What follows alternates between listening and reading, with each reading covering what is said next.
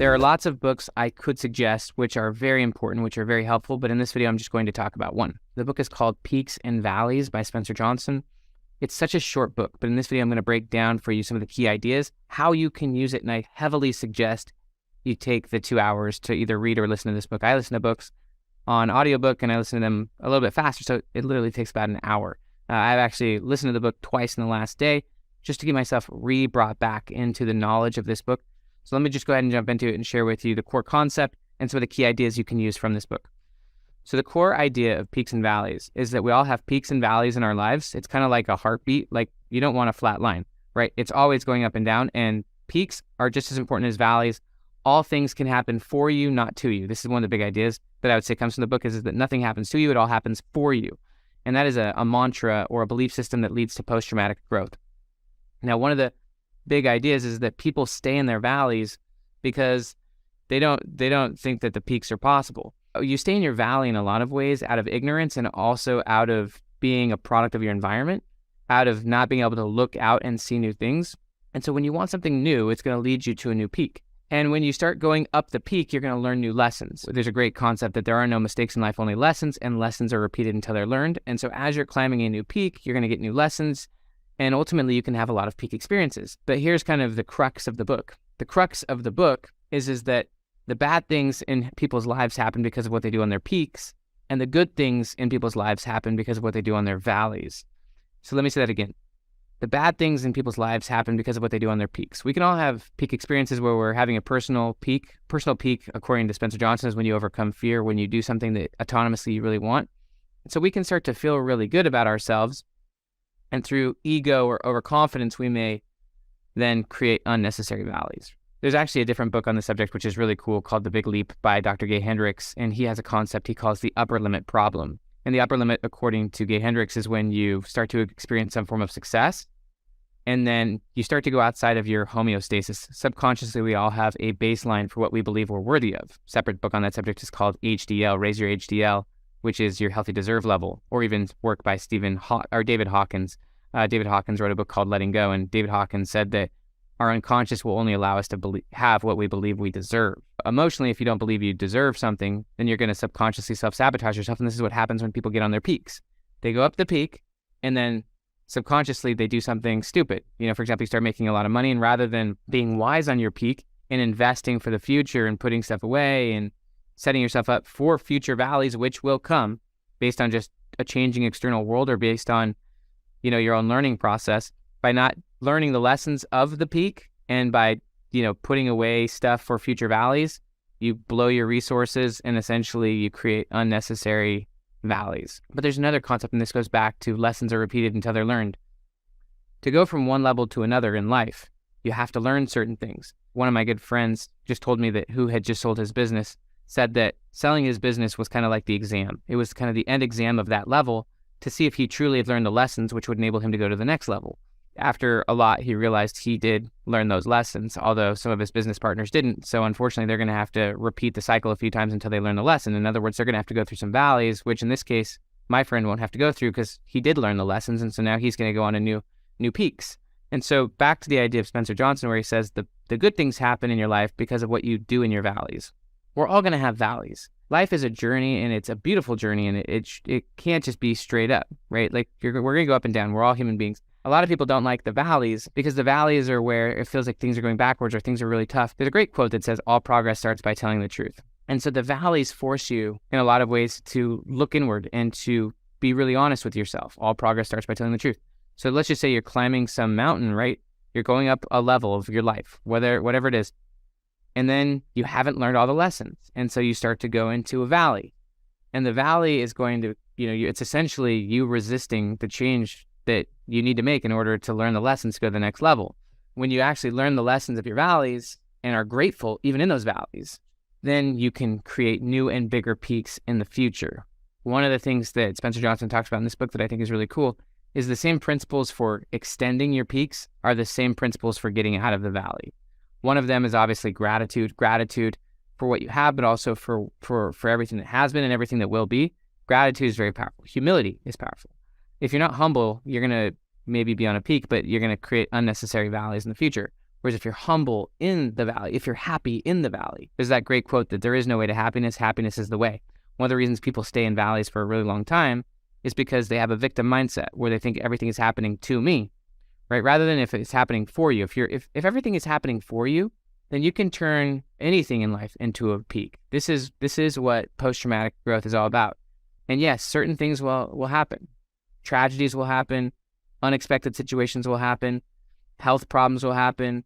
Family members, friends will make rough choices or even pass away. You might lose your leg. You might become paralyzed. If you come from the stance that all things happen for me, not to me, then you can learn the lessons of the valley. Again, one of the things that Spencer Johnson talks about in that book is he says, what is actually true of this situation? What is the truth? And the truth is never as good as you think when you're on the peak, and it's never as bad as you think when you're in the valley. We have a tendency to overthink that things are way better than they really are if things are going well, or overthink that things are horrible. When there's always lessons and there's always good in any valley. And once you learn that, you can move forward. This is actually, I think, a really beautiful lesson for trauma. Something rough happened in your life and that puts you in a valley, but you will stay in that valley so long as you don't learn the lessons from the experience, so long as you believe that happens to you rather than for you. And yes, things can happen outside your control, but you are the one who ultimately defines the meaning of your experiences, and post-traumatic growth means you actually take ownership of your past. A great book on this subject is called Time and Psychological Explanation by Brent Slife, and he breaks down the psychology of time. From a psychology standpoint, time is not sequential, meaning time is not, like the past is not behind us, which we can't access, and the future is not up ahead, which we can't access. Actually, from a psychological standpoint, we're always accessing the past, present, and future at all times. Time is holistic, meaning the past, present, and future exist simultaneously. And one of the things that Brent Slife talks about in that book, it's more accurate to say that the present causes the meaning of the past than that the past causes the meaning of the present. What he means by that is that in the present, we actually reconstruct the past and we define the meaning of those experiences. And so me, for example, we've all gone through trauma or valleys or challenges, unexpected, etc. But me in the present, I can reconstruct that memory and I can think about how and why that happened for me and what are the benefits I've gotten from that. And thus, in the present, I'm shaping the meaning of the past. And that's what Brent Slife is saying. He said it's more accurate to say that the present causes the meaning of the past than to say that the past is dictating what's going on in the present. So you do have agency, and the past is imagined. The past is a story. Yes, there were certain things that happened, but your meaning of it, your narration of it, and the use you get out of it is up to you. Another thing that he talks about is just simply extending the peaks. And this is just the idea that you can go from success to success to success by truly learning lessons, by staying humble, by always having a bigger future.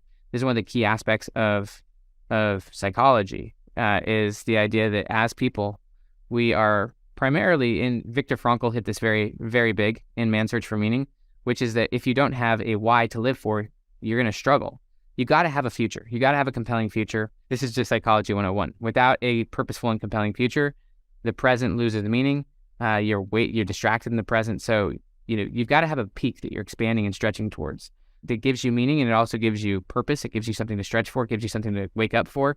Without that sense of purpose, adventure, joy, life becomes monotonous, and you have no purpose and you have no meaning. So it's important to have future peaks, and that over time, those peaks will become more and more purposeful, more and more compelling, more and more meaningful. But those peaks are in a lot of ways there to transform you, to teach you lessons. Lessons are repeated until learned. This is just such a really good book. There's infinite lessons in this book. It's short. I highly challenge you. Grab this book, study it, read it.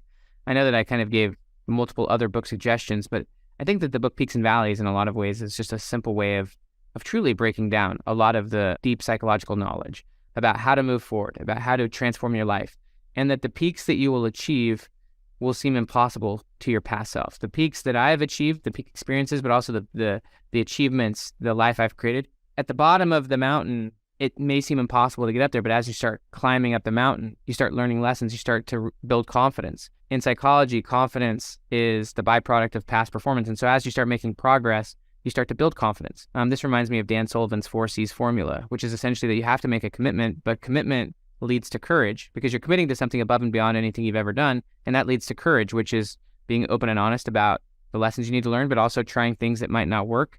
And then through your commitment and courage, by going up the mountain, you start to develop capability. capability that you didn't have before. You start to have skills, perspectives that you didn't have before, and then ultimately you start to develop confidence because you're making progress in a goal-directed manner. And you start to see things and know things and believe things that your past self didn't see and know. And as you go up the mountain, you can see future mountains, which your former self couldn't have seen. And so you are standing on mountains of knowledge and experience that are impossible for your former self to know. And you can also see future mountains that would be impossible for your former self to see. So it is a beautiful book. And I hope you read it. I hope you listen to it or however you do it. But it truly does explain the idea that all progress starts by telling the truth. Lessons are repeated until learned, and that you can't go to future peaks without ultimately learning the lessons of the peak and valley that you're on. And that if you truly do learn from those valleys, what you learn in the valley determines the sizes of your future peaks. And if you truly do learn, life is not a competition.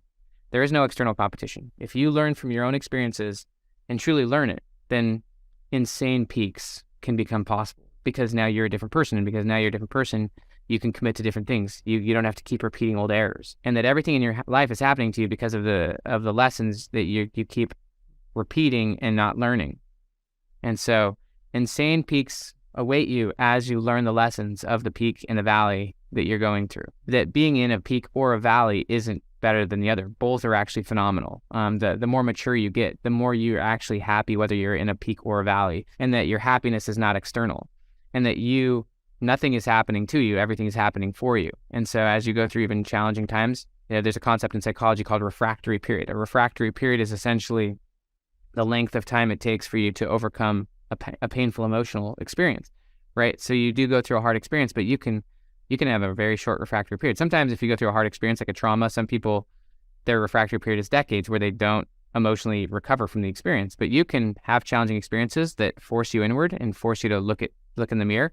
All progress starts by telling the truth. And you can have very short refractory periods where actually it's almost immediate, where you're the observer of yourself, and you're learning, and you're humble, and you're willing, and you're fundamentally happy wherever you are. And so you can turn seemingly valleys into huge peaks wherever you are. You're super happy, and you're learning, and you're grateful, and you're turning everything to your benefit, and you're constantly learning. And this is how you go like peak to peak to peak to peak to peak, where the peaks that you're pursuing are unfathomable to other people because you keep learning from your peaks and your valleys. And so you're just in a constant state of learning and growth and development, whereas a lot of people, they stay in valleys for so long because they just simply won't learn. Lessons are repeated until they're learned. And so the peaks that they're going for are like, they're not that massive, but they seem like peaks. They're really a molehill because they won't learn. But if they learn, they can climb that molehill, which leads to a bigger mountain, which leads to bigger and bigger mountains. And so you can be climbing mountains that are so phenomenal because you are grateful, because you learn from the valleys and the peaks. And this just leads you to an amazing life. So my name is Dr. Benjamin Hardy. I hope you enjoyed this. Have a great day.